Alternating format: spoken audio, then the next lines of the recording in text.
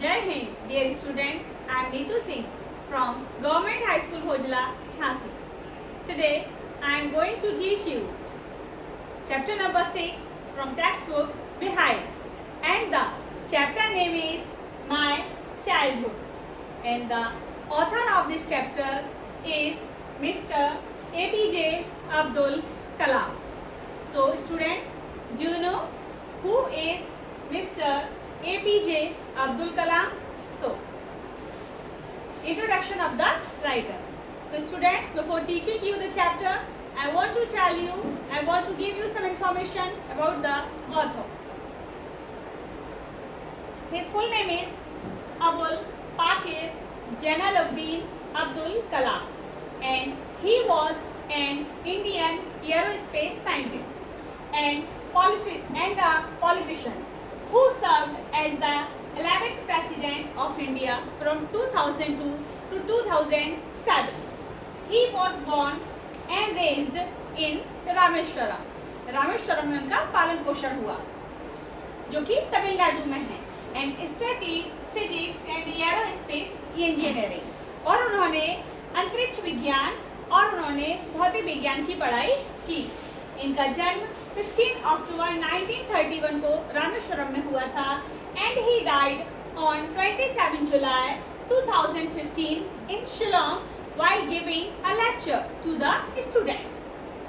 His full name is Abul Pakir Jalaluddin Abdul Kalam, and he got many awards, and the biggest award, the highest award was Bharat Ratna, and besides Bharat Ratna he got Padma Bhushan and so many more awards.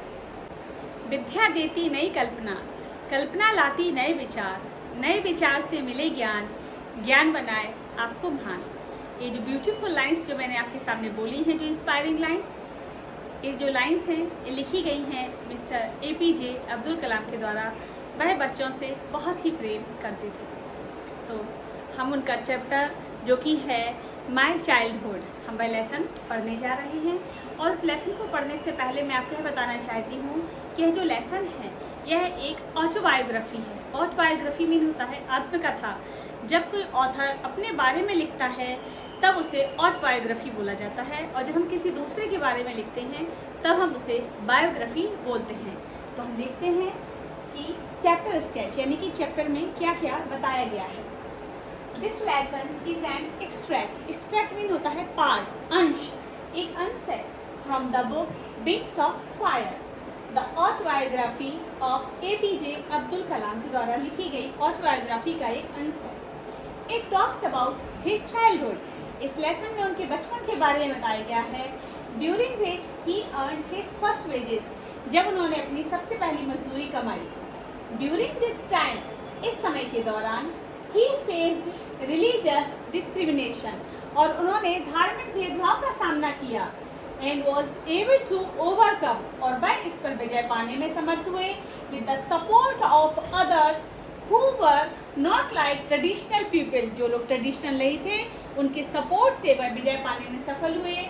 He was motivated by the science teacher, वह अपने science teacher से बहुत ही अधिक प्रभावित थे.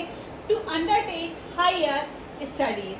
So this is the chapter sketch of our lesson My Childhood, and now we will see the most important characters of this lesson. So the first most important character of this lesson is Abdul Kalam. Abdul Kalam, as a child he earned his first wages. उन्होंने अपनी सबसे पहली मजदूरी उन्होंने कमाई. And face religious discrimination, और इस lesson में बताया गया है कि किस तरह से उन्होंने धार्मिक भेदभाव का सामना किया. The second character is Shiva Subramaniam Iyer. He was the science teacher of APJ Abdul Kalam who reformed his wife, जिन्होंने अपनी वाइफ में सुधार लाया, परिवर्तन लाए, बाय सेटिंग एन एग्जाम्पल. और जो हमारे थर्ड कैरेक्टर है वह है रामानाथा शास्त्री, जो कि कलाम के क्लोज फ्रेंड थे ड्यूरिंग चाइल्डहुड, उनके बचपन के दौरान. who was upset when he could not sit beside him in the class, और वह बहुत ही अपसेट हो गए जब वो क्लास में नहीं पढ़ सके। Students, as you know, we are reading chapter My Childhood, and as you know that this is an autobiography of Mr. APJ Abdul Kalam. So in this lesson, he is saying about himself, his friends, his parents. So students, we are starting to read our lesson. I was born into a middle class Tamil family. In this lesson, the writer says कि उनका जन्म middle class Tamil family में हुआ in the island town of Rameshwaram in the erstwhile Madras state.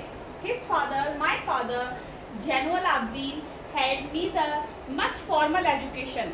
वह बताते हैं कि उनके जो मेरे पिताजी थे उनके पास बहुत अधिक एजुकेशन नहीं थी, नॉट मच वेल्थ, और ना ही बहुत अधिक प्रॉपर्टी संपत्ति थी.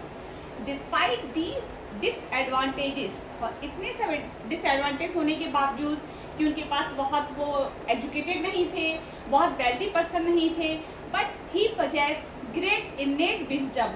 इनेट से तात्पर्य है यहाँ पर, हम देखते हैं यहाँ पर नेट लिखा है, इस नेट से मतलब है कि नेचुरल, कि वह कहते हैं कि he possess great innate wisdom, कि मेरे पिताजी के पास एक सहज ज्ञान था, and a true generosity of spirit, और आत्मा की एक सच्ची उदारता थी. He had an ideal helpmate in my mother. यहाँ पर हेल्पमेट जो है वह उन्होंने अपनी माँ के लिए यूज़ किया है कि उनके जो पिताजी थे वह एक आइडियल हेल्पमेट यानी उनकी वाइफ के रूप में, उनकी माँ के रूप में उनकी बहुत अच्छी सहायक थी जिनका नाम था आशी अम्मा. और जो लेखक है वह कहते हैं, कलाम साहब कहते हैं, I do not recall, recall mean remember, कि मुझे तो याद भी नहीं है the exact number of people she fed every day, कि वह कितने लोगों को प्रतिदिन खाना खिलाती थी. और but I am quite certain, लेकिन मुझे इतना पक्का यकीन है that far more outsiders ate with us than all the members of our own family put together, कि हमारी पूरी फैमिली के लोग भी जितना खाना नहीं खाते थे उससे कहीं अधिक आउटसाइडर्स आकर उनके घर पर भोजन करते थे. And these are the difficult word meaning of this para number 1. Erstwhile mean former, यहाँ पर यूज हुआ है एरस्टवाइल मद्रास स्टेट, जिसे कि पहले मद्रास स्टेट और जिसे अब चेन्नई के नाम से जाना जाता है. Disadvantages mean loss, possess mean God, obtain यानी कि कोई चीज को रखना, जेनरोसिटी यानी कि नोबलनेस, उदारता, इनेट यानी कि वॉस नेचर यानी कि स्वभाव में, हेल्पमेट मीन वाइफ या हेल्पर यानी मददगार, और रिकॉल मीन रिमेंबर यानी कि याद रखना. And now we are reading our second para. I was one of many children, मैं अपने माता पिता के कई बच्चों में से एक था. अ शॉर्ट बॉय, मैं एक छोटा लड़का, विथ रेदर अनडिस्टिंग्विश्ड लुक्स, जिसके बहुत ही सिंपल लुक्स थे. Born to tall and handsome parents, जो एक लंबे और सुंदर माता पिता की संतान था, लेकिन मैं एक साधारण लुक का बच्चा था. We lived in our ancestors house, और हम लोग अपने पूर्वजों के घर में रहते थे, which was build in the middle of the 19th century, जो कि 19वीं शताब्दी में बनाया गया था. It was a fairly large pucca house, और यह एक बहुत ही बड़ा पक्का घर था. Made of limestone and brick, जो कि चूना पत्थर और ईंटों से बना हुआ था. On the mosque street in Rameswaram, और रामेश्वरम की जो मॉस्क स्ट्रीट में बना हुआ था. माई ऑस्टर फादर, ऑस्टर मीन है simple straight, in a combination of the simple and straight, कि जो मेरे पिताजी थे, मेरे सीधे साधे से पिताजी use to avoid all inessential comforts and luxuries, उन्होंने सारे जो अनावश्यक जो कंफर्ट, जो सुख चैन की चीज़ें होती हैं उन सबको त्याग रखा था. लेकिन all necessities were provided for, लेकिन जो भी ज़रूरत की चीज़ें थी वो सब हमको प्रोवाइड कराई गई इन टर्म्स ऑफ, चाहे वो फूड हो, मेडिसिन हो या क्लॉथ्स हो. In fact I would say, और जो लेखक है वह कहते हैं कि मैं तो यह कहूँगा कि I would say mind was a very secure childhood, कि मेरा बचपन बहुत ही सिक्योर था, चाहे वो मटीरियली हो या इमोशनली हो, या मतलब भावनात्मक रूप से हो, मुझे सब कुछ तरह से बहुत ही प्यार मिला. And the word meaning is undistinguish यानी कि ऑर्डिनरी, साधारण, एंसेस्ट्रल यानी कि पैरेंटल, पैतृक, ऑस्टर मीन सिंपल, स्ट्रिक्ट सीधा साधा, and inessential is those which are not necessary, जो कि हमारे लिए आवश्यक नहीं है। Now we are reading our third para. The second world war break out in 1939। 1939 में जो सेकेंड वर्ल्ड वॉर था वह प्रारंभ हो चुका था। Broke out mean started When I was 8 years old, जब मैं 8 साल का था। For reason I have never been able to understand a sudden demand for tamarind seeds erupted in the market। और कई सारे ऐसे रीजन थे, मैं यही नहीं समझ पाया। I was not able to understand, मैं समझ नहीं पाया a sudden demand कि कैसे इतनी अधिक डिमांड हो चुकी है मार्केट में for tamarind seeds। tamarind seeds mean इमली के बीज। इमली के बीज की अचानक इतनी तेज डिमांड कैसे हो चुकी है। I used to collect the seeds। मैं बीजों को कलेक्ट करता था and sell them, और मैं उनको सोल्ड आउट कर देता था to a provision shop on mosque street में ही एक दुकान पर मैं उनको सेल कर देता था। A day's collection, और दिन भर की जो कलेक्शन होती थी, जो मैं इमली के बीज जो मैं बेचता था, would fetch me the princely sum of 1 आना। यहाँ पर ये प्रिंसली इसलिए कहा गया क्योंकि उस समय 1 आना बहुत होता था, और कलाम साहब का कहना है कि उस समय मुझे 1 आना बहुत अधिक पैसे लगते थे। आगे, my brother in law Jalaluddin would tell me stories about the war। जो मेरे ब्रदर इन लॉ थे, मेरे बहनोई थे, वह मुझे कहानियाँ सुनाते थे वॉर के बारे में। which I would later attempt to trace in the headlines in Dinamani. जो दिनामनी है यहाँ पर वह एक न्यूज़पेपर का नेम है, इसलिए यहाँ पर इसका डी जो है वो कैपिटल है। तो वो कहते जो वो कहानियाँ सुनाते थे वो दिनामनी न्यूज़पेपर में मैं छांटता था, देखता था। अवर एरिया, जो हमारा एरिया था, being isolated.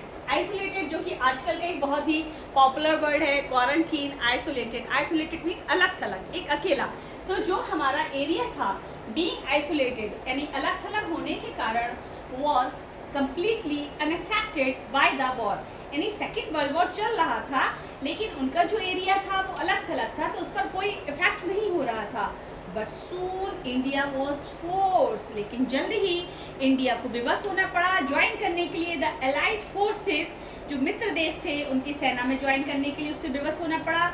And something like a state of emergency was declare, और इमरजेंसी डिक्लेयर कर दी गई। द फर्स्ट कैजुअलिटी, और जो सबसे पहली दुर्घटना, came in the form of the suspension, और जो सबसे पहली दुर्घटना सेकेंड वर्ल्ड वॉर के रूप में सामने आई वह थी suspension of the train halt, कि वहाँ स्टेशन पर जो ट्रेन रुकती थी उस ट्रेन ने रुकना बंद कर दिया at Rameswaram station. The newspaper now had to be bundled, और जो न्यूज़पेपर थे बंडल, उनके बंडल को थ्रोन आउट, फेंक दिया जाता था फ्रॉम द मूविंग ट्रेन, चलती ट्रेन से उनको फेंक दिया जाता था on the Rameswaram road between Rameshwar and Dhanushkodi के बीच में उन्हें फेंक दिया जाता था। That forced my cousin Shamsuddin, और इस बात के कारण मेरा जो कजिन शमसुद्दीन था who distributed newspapers in Rameswaram, जो रामेश्वरम में न्यूज़पेपर डिस्ट्रीब्यूट करता था, उसे look for, तलाश थी, a helping hand। helping hand mean एक सहायक की, एक हेल्पर की जरूरत थी टू कैच द बंडल्स, ताकि वो चलती ट्रेन से बंडल्स को कैच कर सके। एंड एज इफ नेचुरली, और ये तो होना ही था, आई fill the slot. Slot mean है वैकेंसी, और जो जरूरत थी उस जगह को मैंने भर दिया। Shamsuddin help me earn my first wages, और मेरे कजिन ब्रदर, मेरे सब भाई शमसुद्दीन ने मेरी मदद की मेरी सबसे पहले पैसे कमाने में। वेजेस का मतलब वैसे मजदूरी होता है, बट यहाँ पर वो उनकी सबसे पहली कमाई थी। हाफ आ सेंचुरी लेटर, यानी कि 50 साल भी हो चुके हैं, और अब्दुल कलाम जी याद करते हैं उन दिनों को और कहते हैं आई कैन स्टिल फील, मैं अभी भी महसूस करता हूँ, the surge of pride. Surge of pride एक सेटिस्फैक्शन में फील करता हूँ in earning my own money for the first time, कि मैंने पहली बार अपने वो पैसे कमाए थे, उस सेटिस्फैक्शन को मैं आज भी फील करता हूँ। And it is our fourth para. Every child is born with some inherited characteristics। Abdul Kalam ji कहते हैं अपनी autobiography the Wings of Fire में, जिसका एक एक्सट्रैक्ट हम लेसन माई चाइल्डहुड के रूप में पढ़ रहे हैं, वह बताते हैं कि जो प्रत्येक बच्चा होता है वो जन्म लेता है इनहेरिटेड। इनहेरिटेड मीन विरासत में पाई हुई वो चीज़ें जो हम अपने माता पिता से विरासत में पाते हैं, चाहे वो हमारा रूप रंग हो, हमारे गुण हो, धन संपत्ति हो, कुछ भी हो, उसको हम इनहेरिट बोलते हैं। तो every child is born with some inherited characteristics के साथ जन्म लेते हैं into a specific socio economic and emotional environment में and train in certain ways by figures of authority, और धीरे धीरे ट्रेंड होते हैं। आई इनहेरिटेड ऑनेस्टी, और मैंने honesty pi, and self discipline पाया फ्रॉम माई फादर, मैंने अपने पापा से मैंने डिसिप्लिन पाया, एंड फ्रॉम माई मदर, और मैंने अपनी माँ से आई इनहेरिटेड, मैंने अपनी माँ से पाया faith in goodness and deep kindness, यानी भलाई में, और डीप काइंडनेस यानी कि गहरी उदारता में, गहरी दया में मैंने विश्वास के रूप में मैंने पाया। And so did my 3 brothers and sister, और मेरे तीनों बहन भाइयों ने भी इन्हीं गुणों को विरासत में पाया। I had 3 close friends in my childhood. अब इन लाइन्स में कलाम साहब अपने बचपन के मित्रों को याद करते हुए कहते हैं कि मेरे 3 बहुत ही क्लोज फ्रेंड्स थे चाइल्डहुड में, रामानंद शास्त्री, अरविंदन एंड शिव प्रकाशन। All these boys were from Orthodox Hindu Brahman family. जैसा कि हम जानते हैं कि अब्दुल कलाम एक मुस्लिम व्यक्ति थे और उनके जो तीनों क्लोज फ्रेंड थे वह तीनों ही एक ऑर्थोडॉक्स हिंदू ब्राह्मण फैमिली से कनेक्टेड थे। ऑर्थोडॉक्स मीन होता है कट्टर, जो कि अपनी चीज में बहुत कट्टर होते हैं। एज चिल्ड्रन, बच्चों के रूप में तो none of us ever felt any difference, बच्चों के रूप में हमारे अंदर कभी कोई डिफरेंस नहीं आया। Amongst ourselves because of our religious difference and upbringing, ना ही हमारे किसी तरह के कोई पालन पोषण में किसी भी तरह का कोई अंतर नहीं था। In fact, वास्तव में Ramanand Shastri was the son of Pakshi Lakshman Shastri का पुत्र था, the high priest of the Rameshwar temple, जो कि रामेश्वर टेम्पल के सबसे बड़े पुजारी थे। Later, इसके बाद में He took over the priesthood, इसके बाद में रामानंद शास्त्री जो उनके मित्र थे उन्होंने भी पुरोहिताई संभाली of the Rameshwar temple from his father, अपने पिताजी से उन्होंने पुरोहिताई संभाल ली। एंड अरविंदन, जो कि उनका सेकंड क्लोज फ्रेंड था, went into business of arranging transport, वह भी व्यापार करना उसने शुरू कर दिया। Arranging transport for visiting pilgrims, और जो तीर्थयात्रियों का जो ट्रांसपोर्टेशन, उनके आने जाने का जो काम होता है उसको संभाल लिया। एंड जो शिव प्रकाश उनका थर्ड क्लोज फ्रेंड था, बिकेम अ कैटरिंग कॉन्ट्रैक्टर, एक खान पान का कॉन्ट्रैक्टर ठेकेदार बन गया फॉर द साउदर्न रेलवे, यानी कि दक्षिणी रेलवे में वह खाने पीने का ठेकेदार बन गया। It is our students, it is our 5th para, and you can see a very beautiful colorful picture in this para, and you can see many enthusiastic boys, and they are celebrating the program of Sri Sita Ram Kalyan ceremony, and here you can see boy bear with the cap on his head, and it is Abdul Kalam. So now we are reading that during the annual Sri Sita Ram Kalyan ceremony के दौरान our family used to arrange boats, हमारे family का काम था boats को arrange करना, with a special platform for carrying idols of the Lord from the temple to the marriage site. Marriage site तक, वो टेम्पल से मैरिज साइट तक उस आइडल यानी कि स्टैचू को ले जाते थे, और जो नाव थी उस पर एक बड़ा सुंदर सा मंच लगाया जाता था, और उस नाव को वो कहाँ तक जाती थी, situated in the middle of the pond called Ram Tirtha which was near our house. Events from the Ramayana and from the life of the prophet were the bed time stories my mother and grand mother would tell the children in our family. बहुत ही beautiful line है कि जो रामायण की जो कहानियाँ थी और जो प्रॉफिट उनके पैगंबर की जो कहानियाँ थी, वो सोते समय की उनकी कहानियाँ थी जो उनकी माँ और उनकी दादी माँ उनके परिवार के बच्चों को सुनाती थी। यहाँ पर आपके लिए वर्ड मीनिंग है सेरेमनी यानी कि फंक्शन, कोई समारोह, और आइडल्स यानी कि statue. Okay, now we are reading our 6th paragraph, and this is a very important paragraph because here we are watching the religious discrimination by his teacher.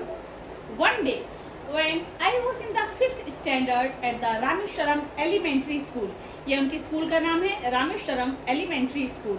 तो जो लेखक हैं हमारे अब्दुल कलाम साहब भाई कहते हैं कि जब मैं 5th स्टैंडर्ड में रामेश्वरम एलिमेंट्री स्कूल में था, a new teacher came to our class, I used to wear a cap which marked me as a Muslim, मतलब मैं एक कैप पहने रहता था अपने सिर पर जो मुझे मुस्लिम के रूप में दिखाती थी।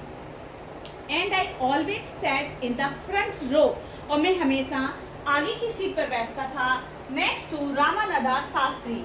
ही is Abdul Kalam and he is Ramananda Shastri.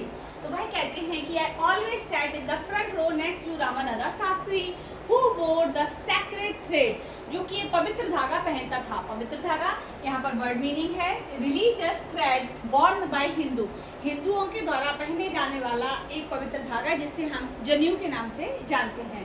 तो रामानंदा शास्त्री जनेऊ पहनता था।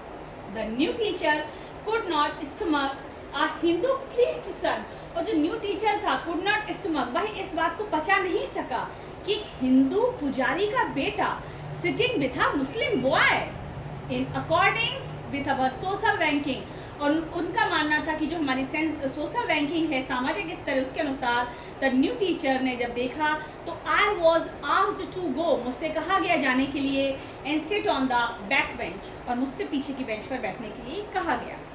I felt very sad and so did Ramananda Shastri ने भी बहुत ही डिप्रेस फील किया। He looked utterly downcast, downcast means sad और depressed, और पीछे बेंच पर बैठ के नन्हे कलाम देख रहे थे कि किस तरह से रामानंदा शास्त्री टोटली डाउनकास्ट दिखाई दे रहा था।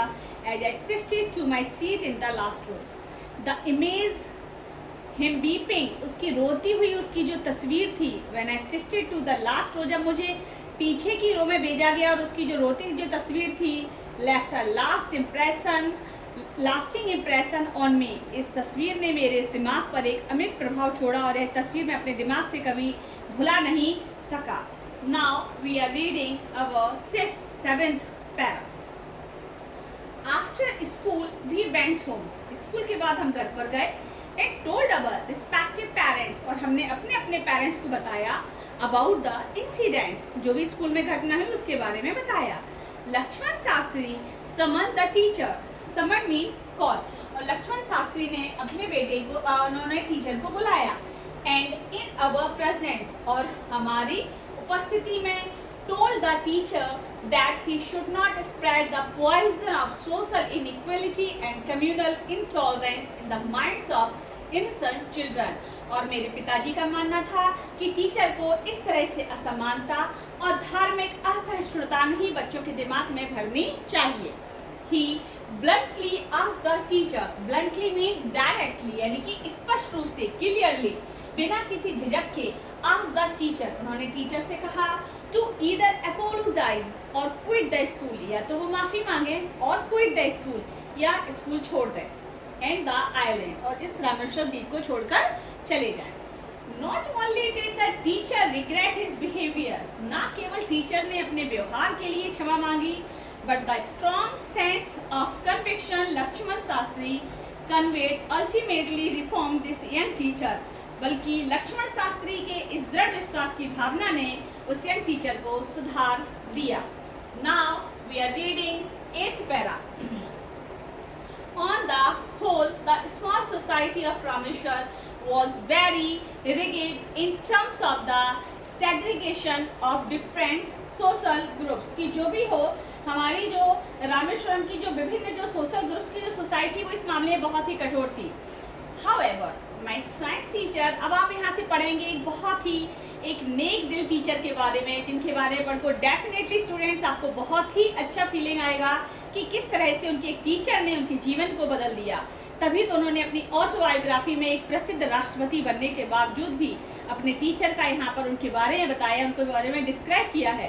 तो वह कहते हैं माई साइंस टीचर शिवा सुब्रमण्या अय्यर जो थे दो एन ऑर्थोडॉक्स ब्राह्मण, वह एक कट्टर ब्राह्मण थे, with a very conservative wife, और बहुत ही रूढ़िवादी नियमों को पालन करने वाली उनकी पत्नी थी। Was something of a rebel, लेकिन वह एक तरह के विद्रोही स्वभाव के थे।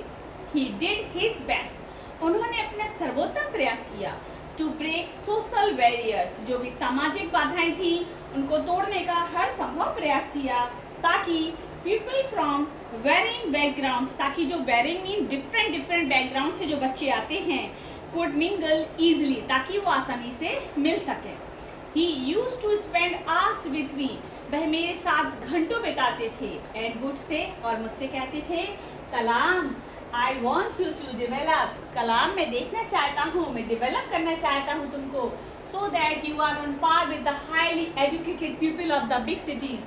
ताकि आप जो बड़े शहरों के जो हाईली एजुकेटेड लोग हैं, आप उनके स्तर पर आ सकें. तो यही थे उनके शिक्षक, साइंस टीचर शिवा सुब्रमण्य अय्यर, जिन्होंने उनके कैरेक्टर को, उनकी पर्सनैलिटी को बदलने का बहुत ही अधिक प्रयास किया. Now we are reading our 9th para. One day he invited me to his home for a meal. एक दिन उन्होंने मुझे अपने घर पर खाने के लिए बुलाया. His wife was horrified. Horrified mean होता है terrified, यानी कि डर जाने, स्केयर हो जाना. और उनकी पत्नी बहुत ही horrified हो गई at the idea of a Muslim boy. इस बात को सोचकर कि कैसे एक मुस्लिम boy being invited to dine in her ritually pure kitchen.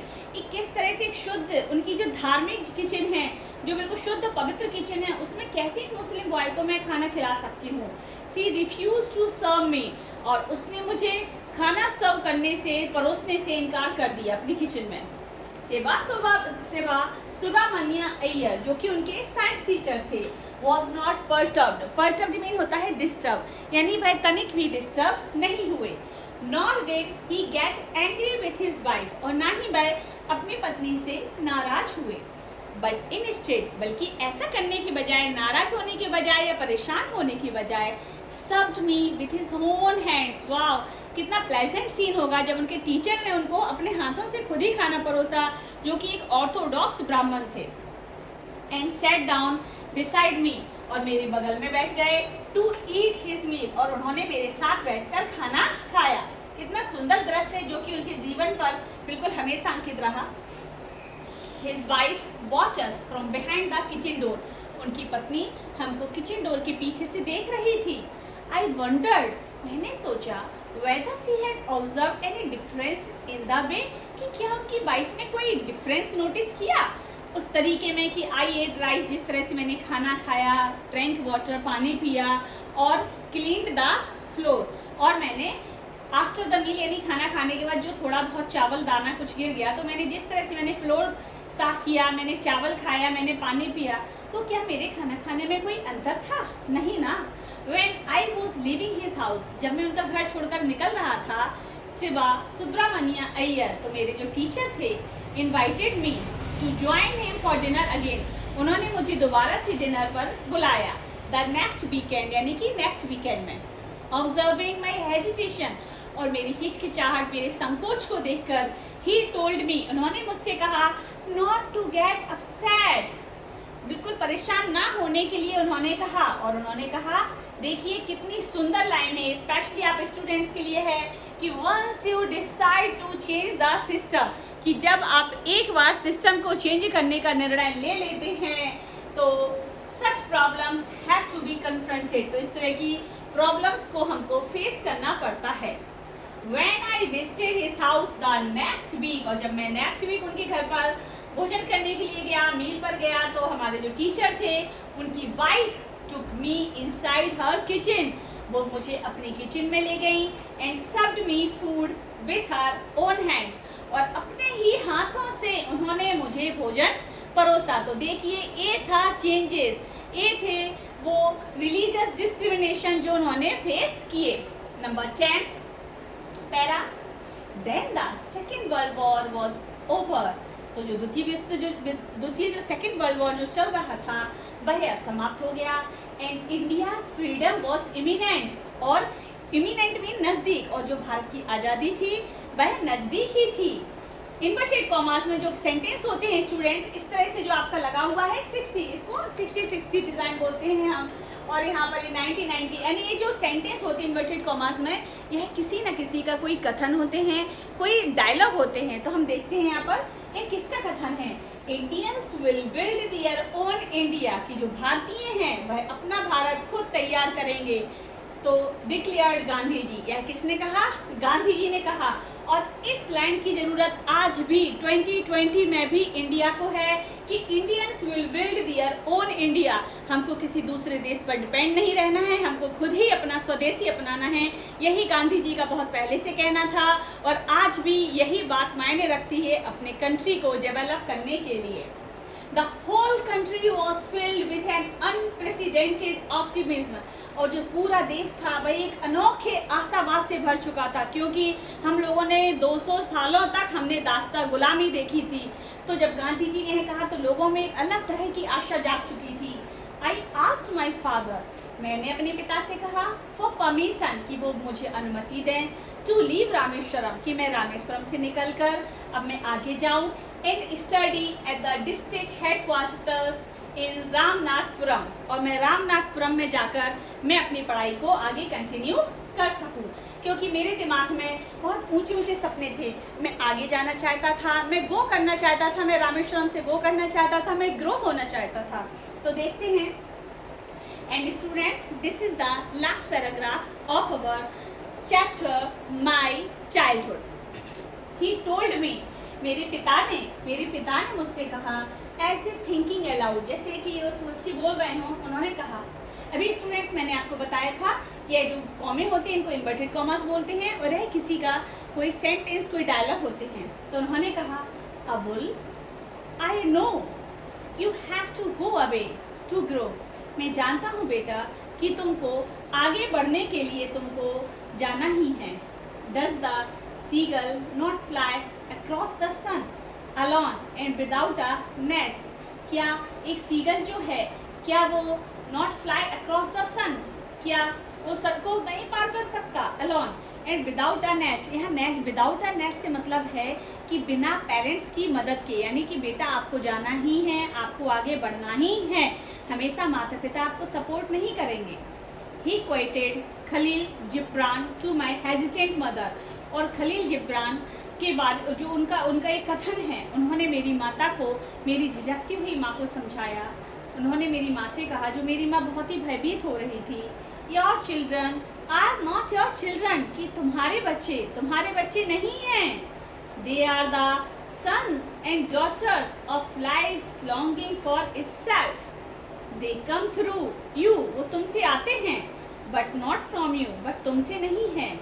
You may give them your love, तुम अपने बच्चों को प्यार दो, बट नॉट योर थॉट्स, लेकिन अपने बच्चों पर अपनी इच्छाएं मत थोपो, मत ला दो। For they have their own thoughts, क्योंकि उन सभी के खुद अपने भी विचार हैं और अपने भी आइडियाज़ हैं। So students, it is our lesson my childhood, and today we read it, and I hope you understood it very well. So students, in the next video I will teach you the question answer and the matching and the difficult word of this lesson. So stay home, stay safe, stay healthy. पढ़ेगा India तभी तो आगे बढ़ेगा India. जय हिंद, जय भारत।